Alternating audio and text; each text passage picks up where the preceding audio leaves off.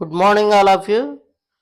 మనం ఈ వీడియోలో మనకు అసలు వాషింగ్ మిషన్ ట్రైనింగ్ నేర్చుకునేటప్పుడు మన స్టూడెంట్స్ ఏమేమి నేర్చుకోవాలి, వాటిల్లో అసలు మనం ట్రైనింగ్ తీసుకోవాలి అంటే మనం ఎలా చూజ్ చేసుకోవాలి అనేది మనం దీంట్లో తెలుసుకుందాం ఫ్రెండ్స్.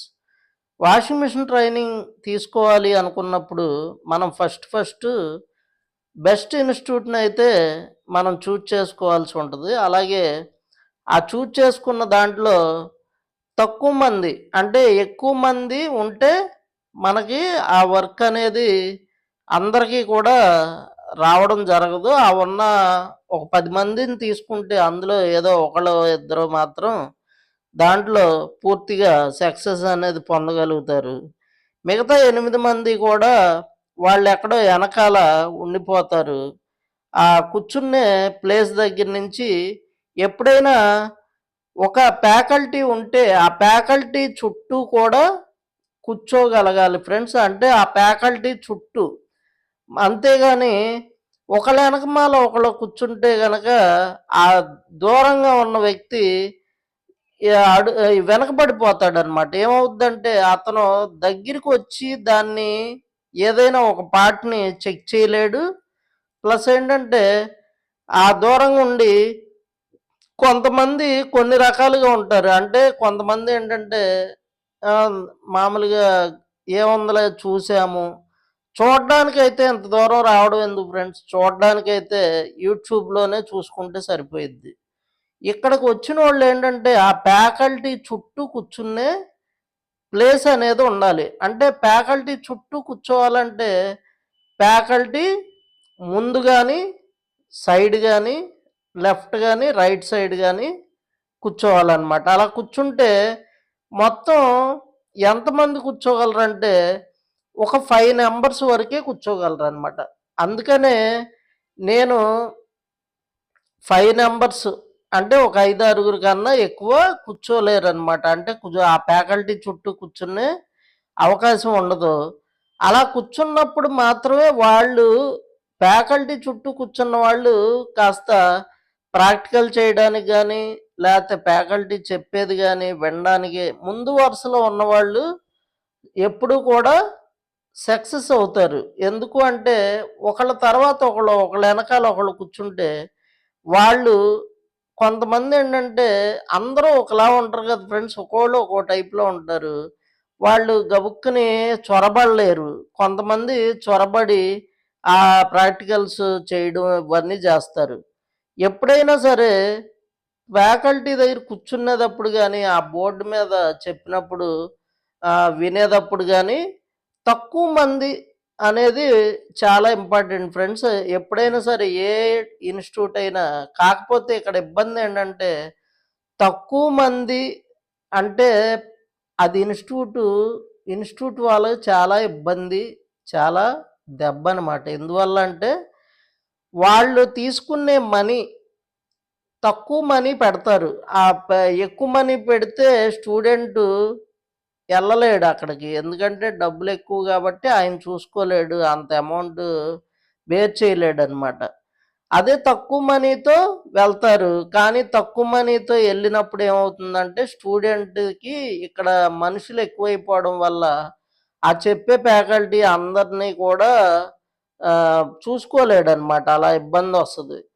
దానివల్ల ఏంటంటే, ఇటు తక్కువ మనీ అయితేనేమో ఇన్‌స్టిట్యూట్ వాళ్ళు మెయింటైన్ చేయలేరు.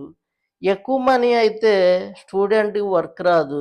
ఇలాంటి ఇబ్బందులు ఉంటాయి. అందుకనే మాక్సిమం ఫ్రెండ్స్ కనీసంలో కనీసం ఒక 6 కన్నా ఎక్కువ ఉంటే ఆళ్ళకి వర్కు ఒకళ్ళో ఇద్దరికో నామమాత్రంగా వస్తది. మిగతా వాళ్ళకి వర్క్ రావడం చాలా కష్టమైపోయిద్ది. ఎందుకంటే తక్కువ టైము. అంటే ఇప్పుడు సపోజ్ 10 మంది ఉన్నారనుకోండి.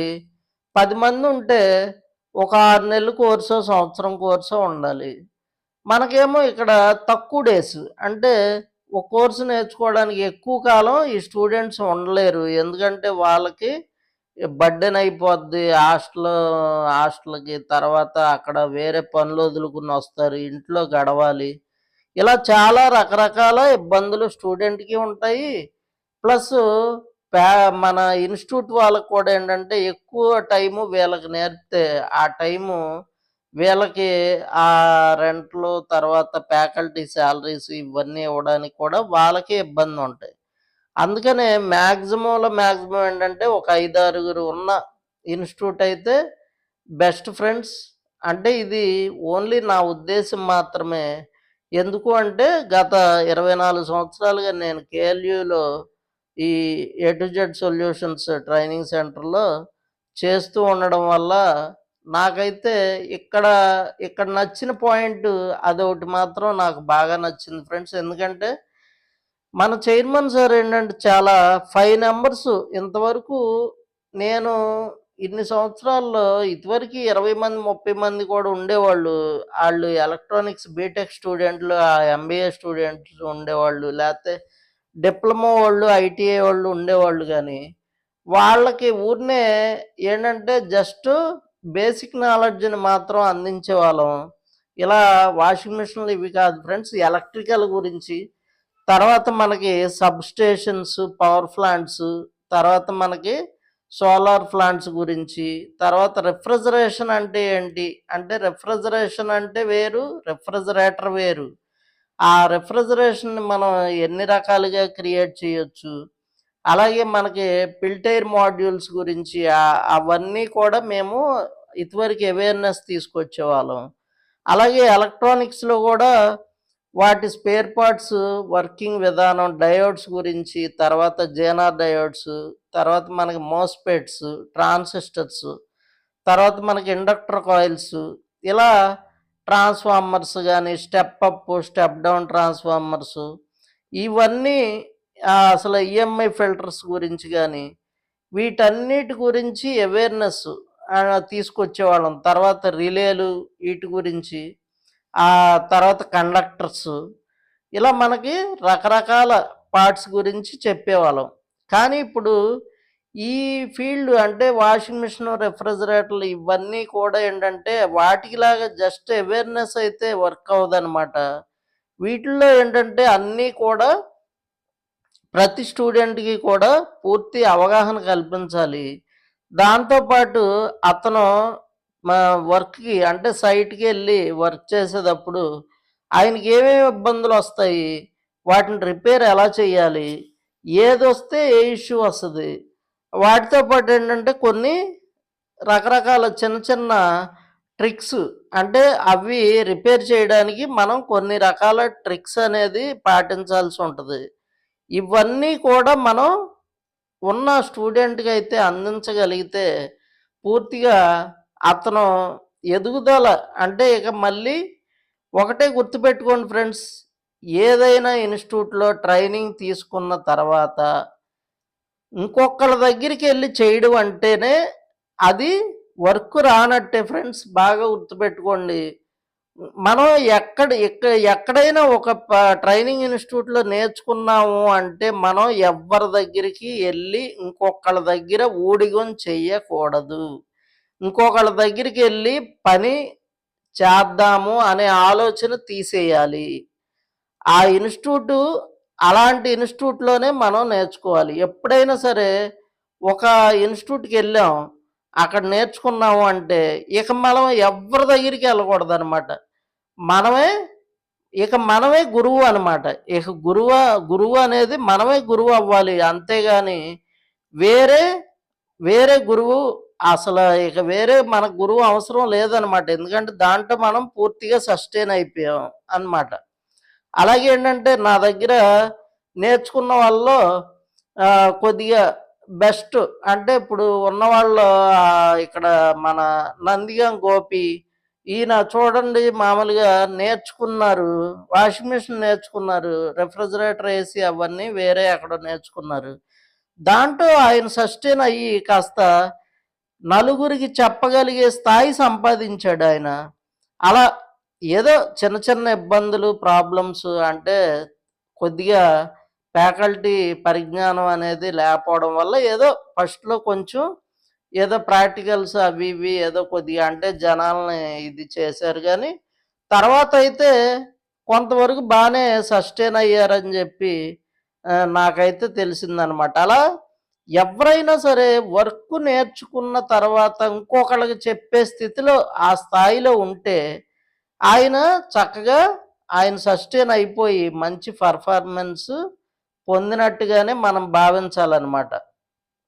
అలాంటి నాలెడ్జ్ సంపాదించాలి అంటే మనమేంటి అంటే తక్కువ మంది స్టూడెంట్స్ ఉన్న ఇన్‌స్టిట్యూట్‌నే మనం ఎప్పుడు కూడా ఎంచుకోవాల్సి ఉంటది. ఎందుకంటే మనం నేర్చుకుని నలుగురికి చెప్పే స్థాయి సంపాదించాము అంటే, మనకి పూర్తిగా ఆ వర్క్‌లో ప్రావీణ్యం సంపాదించినట్టే అనమాట. ఎప్పుడైనా బాగా గుర్తుపెట్టుకోండి. అలాంటి ఇన్‌స్టిట్యూట్‌ని మీరు ఎన్నుకోవాలి అంటే, ఆ ఇన్‌స్టిట్యూట్‌లో మీ ముందు బ్యాచ్ వాళ్ళు, అంటే మీ ముందు బ్యాచ్‌లో ఎవరైతే నేర్చుకుని ఉంటారో, ట్రైనింగ్ పొందుంటారో, వాళ్ళ వాళ్ళ గైడెన్స్ అనేది ఇంపార్టెంట్ ఫ్రెండ్స్ ఎప్పుడైనా సరే. అంతేగాని ఎప్పుడో ఒక సంవత్సరం క్రితమో, 10 ఏళ్ల క్రితమో, 5 ఏళ్ల క్రితమో నేర్చుకున్న వాళ్ళ గైడెన్స్ కాదు. రీసెంట్ గైడెన్స్ అనమాట. ఎప్పుడైనా సరే ఇప్పుడు మీరు ట్రైనింగ్ అవుతున్నారంటే, మీ ముందు ఒక 30 డేస్ లేదా 60 డేస్ మాక్సిమం. అంటే ఒక 2 నెలలు, 3 నెలలు లోపు. ఈ మధ్య అప్పుడేమవుతుందంటే, ఈ 2, 3 నెలలలో నేర్చుకున్న వాళ్ళు ఎవరైతే ఉంటారో, వాళ్ళు ఎంత నేర్చుకున్నారు, వాళ్ళు ఎంత వర్క్ గెయిన్ చేశారు, ఆ తర్వాత వాళ్ళిప్పుడు ఏం చేస్తున్నారు, వాళ్ళిప్పుడు ఈ 2, 3 నెలల్లో అంటే మరీ ఇక్కడి నుంచి వెళ్ళిన తర్వాత 15 రోజులు, 20 రోజులకి ఎవరో కూడా సస్టైన్ అవ్వలేరు తొందరగా. వాళ్ళు అవ్వలేరనమాట. ఏంటంటే వాళ్ళెళ్ళి ఏదో ఇక్కడ చెప్పినయి కొన్ని మెల్లగా పాటిస్తూ ఉంటారు. వాళ్ళెప్పటికి సస్టైన్ అవుతారంటే కనీసం 2, 3 నెలల్లో పూర్తిగా ఏదో ఒక వర్క్ ఈలోపు మెల్లగా వన్ బై వన్ చేసుకుంటూ ఒక 2, 3 మంత్స్ అయ్యేపాటికి వాళ్ళు పికప్ అయిపోవాలనమాట. అంటే దాదాపు మాక్సిమం 45 రోజులు వర్క్ నేర్చుకున్న తర్వాత 45 రోజుల్లో ఆళ్ళు పూర్తిగా 45 డేస్‌లో వాళ్ళు ఆ వర్క్‌లో ప్రావీణ్యం సంపాదించేసేయాలి. ఈ 45 రోజుల్లో కనీసం ఓ 4, 5 మిషన్‌లన్నా చేయగలిగి ఉండాలనమాట. ఇలా చేస్తే అట్ట ఏదైనా సరే రిఫ్రిజిరేటర్ అయినా, ఏసీ అయినా, వాషింగ్ మిషన్ అయినా, ప్యూరిఫైయర్, చిమ్నీ, ఓవెన్ ఇలా ఎందులోనైనా సరే ఒక 4, 5 చేసుంటే వాళ్ళకి మంచి అవగాహన అయితే రావడం జరుగుతుందనమాట. అందుకని మీ ముందు బ్యాచ్ వాళ్ళ గైడెన్స్ అనేది మాక్సిమం ఒక 2 నెలలు, 3 నెలల లోపు అంటే ఒక 3 మంత్స్ లోపు స్టూడెంట్స్ అసల వాళ్ళేం చేస్తున్నారు, ఇక్కడ ఎక్కడైనా సరే ఇక్కడ, అక్కడ అని కాదు. ఆ ఇన్‌స్టిట్యూట్‌లో ఎక్కడైనా ఒక ఇన్‌స్టిట్యూట్‌లో మనం జాయిన్ అవుదాం అనుకున్నప్పుడు, ఆ ఇన్‌స్టిట్యూట్‌లో నేర్చుకున్న వాళ్ళ నంబర్‌లో ఓ 4, 5 నంబర్‌లు తీసుకుని 4, 5 నంబర్‌లు తీసుకుని ఏ ఇన్‌స్టిట్యూట్‌ని అడిగినా ఇస్తారు ఫ్రెండ్స్. అలా ఇవ్వలేదు అంటే ఆ ఇన్‌స్టిట్యూట్ ఫేక్ అని అర్థం ఇక. పక్కా అనమాట. 100% అలా గనక ఇవ్వలేదు అంటే అది ఫేక్. మనకు సెట్ అవ్వదు. ఎందుకంటే మన డబ్బులు అలాంటి ఇన్‌స్టిట్యూట్‌లోకెళ్తే పోతాయని అర్థం. అలా ఏ ఏ ఇన్‌స్టిట్యూట్‌ని అడిగినా సరే మీ ముందు బ్యాచ్ వాళ్ళది అంటే జస్ట్ ఒక 3 మంత్స్ లోపు, 3 నెలల లోపు మాత్రమే మనకి యూజ్‌ఫుల్ అనమాట. అంతేగాని 6 నెలలు, సంవత్సరం అలా అయిపోయి ఎక్కువ కాలం అయిపోయిన స్టూడెంట్లు ఆళ్ళు ఎలాగో గెయిన్ అయిపోతారు. ఆళ్ళ గెయిన్ అయిపోయిన తర్వాత ఇప్పుడు మనం ఆ నెలలు వేస్ట్ కదా ఫ్రెండ్స్. మాక్సిమం 3 మంత్స్ అనమాట. 3 నెలల లోపు ఉన్న స్టూడెంట్‌ల నంబర్‌లు తీసుకుని, వాళ్ళు ఎప్పుడు నేర్చుకున్నారు, ఎక్కడ నేర్చుకున్నారు, అలాగే మీరిప్పుడు ఏం చేస్తున్నారు, వర్క్ వచ్చిందా, మీకు ఆ డౌట్స్ క్లారిఫై అవుతున్నాయా, ఇలా ప్రతిదీ.